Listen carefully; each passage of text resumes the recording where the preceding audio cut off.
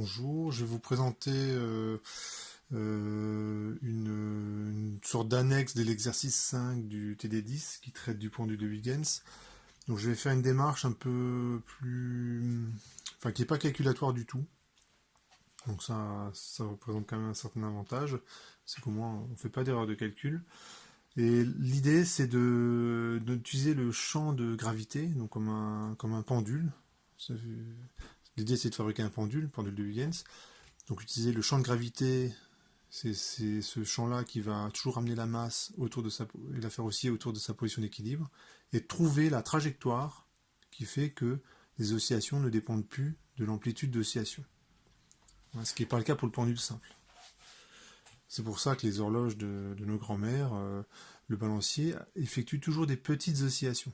Vous ne verrez jamais ce genre de pendule avec un balancier qui effectue des grandes amplitudes d'oscillation. Alors ce qui fait osciller la masse pour un pendule, c'est le champ de gravité. Donc l'énergie potentielle, c'est mg fois l'altitude, je prends un axe z qui est ascendant. Et ça, il faut que ce soit égal à une constante fois la distance. Donc la distance parcourue par la masse, je l'appelle S, l'abscisse curviligne, fois S carré. Alors pourquoi ça?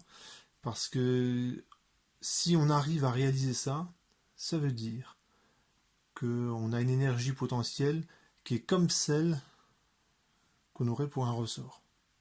Je vous rappelle, je ne l'écris pas, mais je vous la rappelle, l'énergie potentielle élastique est de la forme une constante fois l'allongement au carré. Donc ici, S jouerait le rôle de l'allongement. Donc il faut que je trouve une courbe telle que l'altitude soit proportionnelle, donc constante prime, fois l'abscisse curviligne au carré. Voilà, c'est ça mon objectif. Si j'arrive à réaliser ça, eh ben, j'aurai l'équivalent d'un masse ressort, et donc l'amplitude d'oscillation, et la période d'oscillation sera indépendante de l'amplitude d'oscillation. Donc je vous propose de tracer cette courbe-là.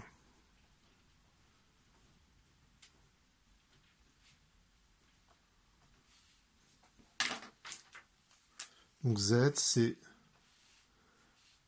0,04 fois S carré. Alors je vais, pour faire ce tracé-là, allez, je vais mettre la feuille comme ceci, et j'ai calculé pour un certain nombre de valeurs de S, j'ai calculé Z, et je vais tracer la courbe. Donc je vais me fixer l'origine du repère.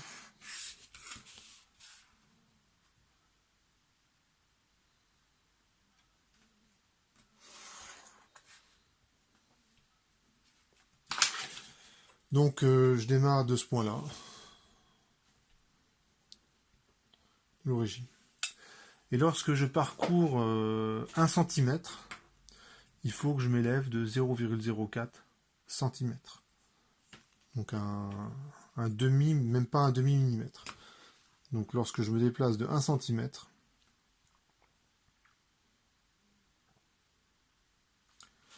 il faut que je m'élève d'à peu près un demi-millimètre.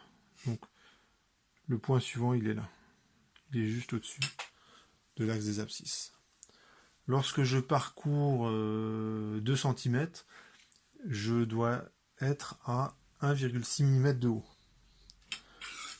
Donc je rajoute 1 cm. Donc je pourrais prendre un compas. Il faudrait que je trace le cercle. Je trace un cercle comme ça. Donc là, il faudrait que je trace le cercle de centre, ce point-là. Donc pour avancer de 1 cm. Et je dois me retrouver à 1,6 mm de haut. Donc ce que je vais faire, 1,6 mm, c'est à peu près ici. J'avance de 1 cm. Donc je suis à peu près ici. Je vérifie qu'il y a bien 1 cm. Ouais, exactement Le point il est là.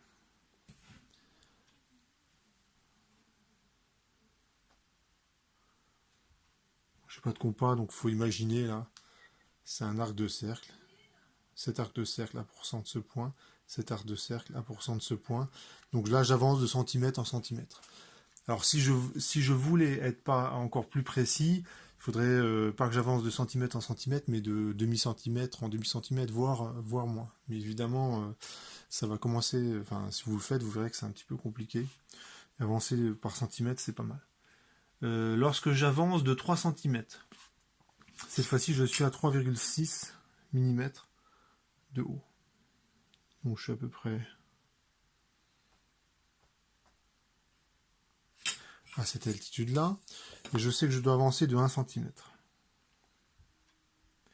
Alors vous remarquez que la règle, là, elle est pas suivant l'axe des abscisses. Hein. Il faut que je suive la trajectoire de, enfin, la courbe. Donc c'est pour ça que la règle est un petit peu en biais.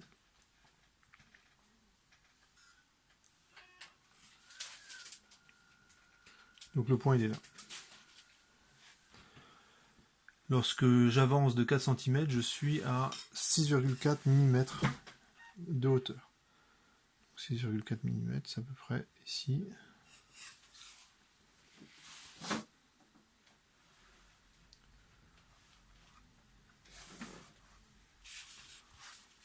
Et j'avance de 1 cm.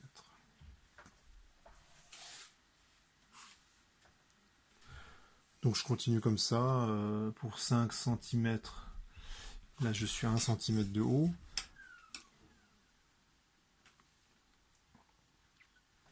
Je fixe déjà la hauteur.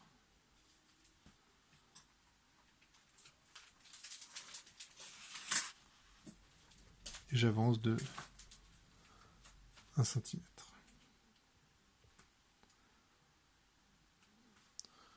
Donc je vais zoomer un peu comme ça vous allez voir. Voilà.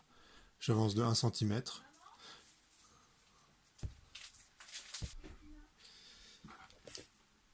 Et donc 1, 2, 3, 4, 5, à 6 cm, je suis 1,44 cm de haut. Je suis à peu près ici.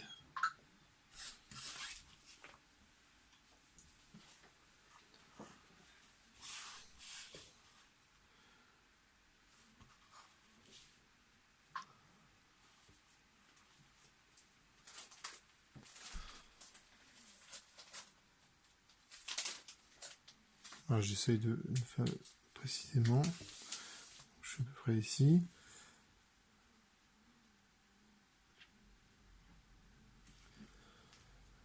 Donc ici c'est 1, 2, 3, 4, 5, 6. Et pour 7 cm, je suis à 1,96. Donc je vais continuer comme ça, et puis tracer ma courbe. Voilà, donc j'ai continué le tracé jusqu'à l'abscisse curviligne S égale 10. Donc là je vais commencer le tracé pour l'abscisse curviligne S égale 11. Voilà, S égale 11. Donc je suis à cette altitude là.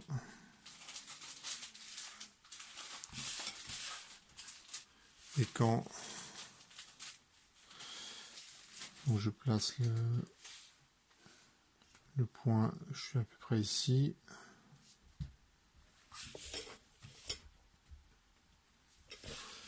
Et pour S égale 12, là je vais commencer à avoir un petit problème. Là je suis à 4,84 cm entre là et là. Et pour S égale 12, je dois être à 5,76.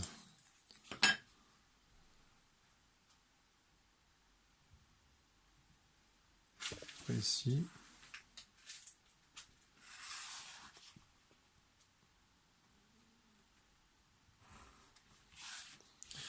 Et ce que je constate, c'est que j'ai quasiment 1 cm entre là et là. Donc là, j'arrive encore à placer le point, à peu près ici. Et si j'essaye de placer le point d'abscisse curviligne S égale plus grand que 12, hein, donc 13 ou 12,5, ben là en fait je peux pas, parce que je dois atteindre une altitude qui est plus grande, qui est trop grande, qui est plus grande que 1 cm de plus que cette altitude-là. Donc vous pouvez essayer de le faire, hein. Vous verrez que c'est impossible, hein. Si je suis ici pour S égale 12, je suis à 5,76. Pour S égale 13, ah bah si, c'est exactement, si, ça passe encore pour S égale 13, mais c'est exactement, j'ai exactement 1 cm. Donc en fait le point il est à la verticale. J'arrive in extremis à placer le dernier point, et pour S égale 14, je dois atteindre 7,84 cm. Donc je vais le placer pour vous montrer ce que ça l'impossibilité. Il faut que j'arrive à 7,84 cm. Donc il faut atteindre cette altitude-là. Partant de ce point, il faut atteindre cette altitude-là et vous devez parcourir 1 cm. Et ben, c'est juste impossible. C'est impossible parce que quand vous avez avancé de 1 cm vers le haut, ben vous n'arrivez pas jusque là. Donc la courbe en fait elle s'arrête à peu près par là. Je peux pas aller plus loin. C'est un point d'arrêt de la courbe. Donc si on repasse, si on retrace, si on passe par tous les points pour avoir la courbe dans son ensemble, ça ferait un truc qui ressemblerait à ça.